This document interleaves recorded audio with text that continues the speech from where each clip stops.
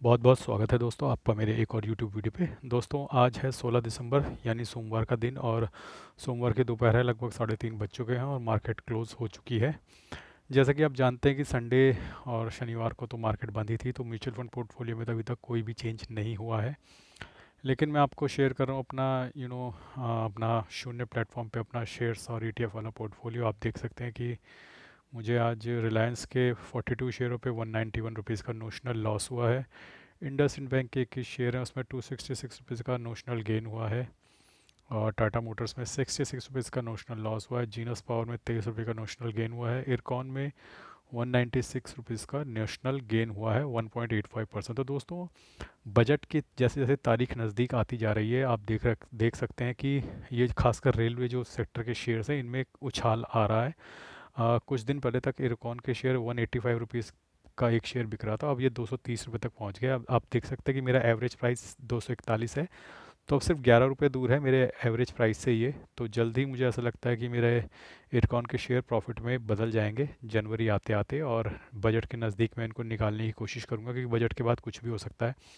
अगर बजट में रेलवेज़ के लिए कुछ अच्छा अनाउंस नहीं हुआ तो इरकॉन के शेयर वापस गिर भी सकते हैं। लेकिन देखना है अब क्या होता है, क्योंकि जैसे जैसे बजट की तारीख नज़दीक आ रही है, फरवरी में बजट आएगा, तो आई थिंक जनवरी के महीने में काफ़ी सुगबुगाहट और काफ़ी उतार चढ़ाव देखने को मिलेगा रेलवे शेयर्स में। और इरकॉन एक जाना माना रेलवे का शेयर है। तो टाटा कंज्यूमर में आप देख सकते हैं कि 556 रुपये का नोशनल लॉस हुआ है और डाबर का 28 रुपये का नोशनल लॉस हुआ है।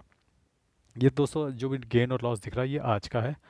ओवरऑल मैं अभी भी लॉस में ही हूँ।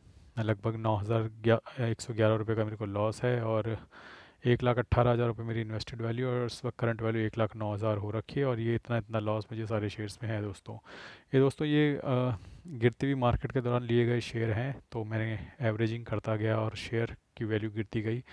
और अनफॉर्चुनेटली निफ्टी 50 में कोई खास उछाल आया नहीं है। निफ्टी 50 के शेयर्स अभी भी अपने हाई से काफ़ी नीचे हैं, 5-6%। और कुछ शेयर्स तो मेरे काफ़ी नीचे हैं, इंडसइंड बैंक जिसमें काफ़ी गिरावट आई थी, काफ़ी टूटा था।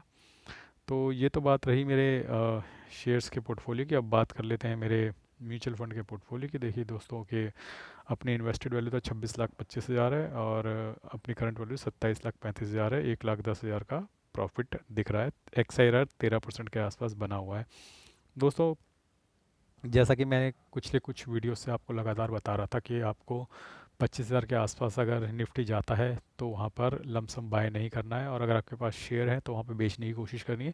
कुछ वैसा ही जनरल ट्रेंड मार्केट में नज़र आ रहा है दोस्तों। जैसे ही मार्केट 27,700 और 800 की तरफ बढ़ रही है, सॉरी 24,700 और 800 की तरफ बढ़ रही है, लोग सेलिंग शुरू कर दे रहे हैं। और म्यूचुअल फंड के लिए तो कोई बाइंग का ऑप्शन वहाँ पे है ही नहीं।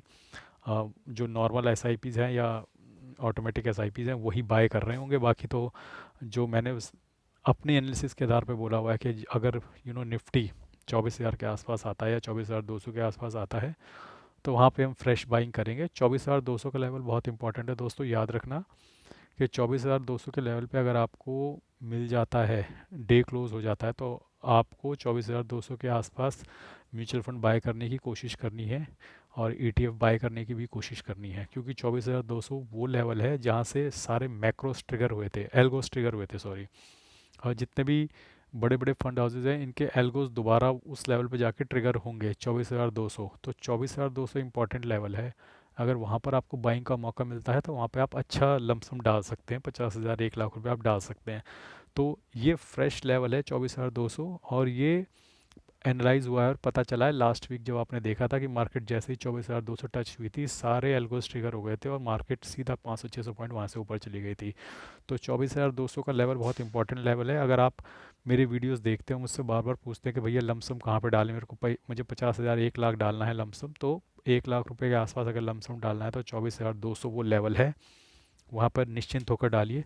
और वैसे तो अगर आपके पास समय है 5-7 साल का, तो आप कभी भी लमसम डाल सकते हैं, आपको मुनाफा हो ही जाएगा। लेकिन थोड़ा एक्स्ट्रा कमाने के लिए, थोड़ा अल्फ़ा जनरेट करने के लिए उस लेवल का इंतज़ार कीजिए। बाकी आप हल्का हल्का एसआईपी करना चाहते हैं 1,000-2,000 रुपये की, 500 रुपये की, तो आप 24,500 के आसपास भी कर सकते हैं। आज के लेवल पे भी आप कर सकते थे। अगर कल मार्केट और गिर जाती है 24,400 या 300, वहाँ पे भी आप कर सकते हैं। लेकिन एक लमसम अमाउंट बचा कर रखिएगा। अगर 24,200 के आसपास मार्केट आती है, निफ्टी आती है, तो वहाँ पे आपको डालना है। अब म्यूचुअल फंड के साथ दोस्तों केस ये होता है कि म्यूचुअल फंड में आपको क्लोजिंग डे की एनएवी मिलती है। अगर आप 2 बजे से पहले डाल दिया तो आज की, वरना कल की। अब वो इतना गैम्बल, इतना जुआ आपको खेलना पड़ेगा कि आप 2 बजे से पहले डाल रहे हो, आपको मार्केट 24,200 पे दिख रही है, आपने डाल दिया। अब अगर वो मार्केट रिकवर कर जाती है और वो 24,500 पे चली जाती है, तो वो इतना गैम्बल आपको खेलना पड़ेगा। लेकिन उसमें ऐसा है नहीं है कि आप लुट जाओगे, लुटोगे नहीं, थोड़ा सा कम रिटर्न मिलेगा, दैट्स इट। उससे ज़्यादा कोई फ़र्क नहीं पड़ेगा। मैं हमेशा बोलता हूँ कि जो स्ट्रेटजी होती है आपकी म्यूचुअल फंड की सही टाइमिंग पे डालने की, वो आपको थोड़ा एक्स्ट्रा रिटर्न दिलवा देती हैं। ऐसा नहीं है कि म्यूचुअल फंड में डाल के आप नुकसान में चले जाओगे। अगर आपने समय दे दिया है अपने फंड्स को, तो आपको हमेशा मुनाफा ही होगा। ट्रेंड ये बता रहा है, हिस्टोरिकल ट्रेंड ये बताता है। तो इतनी चिंता मत किया कीजिए। अगर आपको थोड़ा बहुत गलत भी हो जाती है आपकी टाइमिंग, तो ऐसा नहीं है कि आप लुट जाओगे।